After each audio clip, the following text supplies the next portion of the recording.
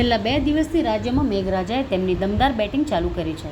રાજ્યની મોટાભાગની નદીઓ બે કાંઠે વહી રહી છે ત્યારે નવસારીની પૂર્ણા નદીએ ભયજનક સપાટી વટાવતા આ વખતે બીજી વાર શહેરમાં પૂરની સ્થિતિ સર્જાઈ છે.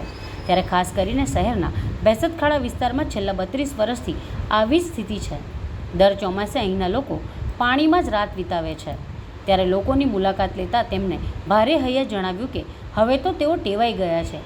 ચૂંટણી હોય ત્યારે ગલી ગલીમાં રાજકારણીઓ આવે છે, જ્યારે પૂર આવે ત્યારે કોઈ પૂછવા આવતું નથી.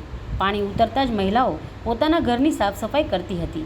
મોઢા ઉપર સ્મિત સાથે મહિલાઓ ઘરમાંથી કાદવ કીચડ કાઢતી જોવા મળી હતી. ઘરની સફાઈ કરતાં ચહેરા પર સ્મિત સાથે એક મહિલાએ જણાવ્યું કે વર્ષોથી આ જ પરિસ્થિતિ છે. છેલ્લા 32 વર્ષથી અમે રેલમાં ટેવાઈ ગયા છે.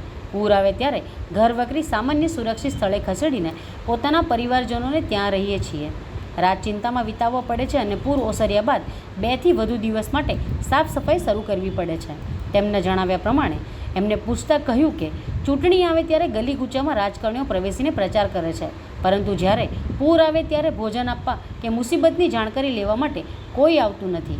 અમે આ પરિસ્થિતિમાં રહેવા માટે ટેવાઈ ગયા છીએ, જેથી ખાસ કોઈ તકલીફ પડતી નથી.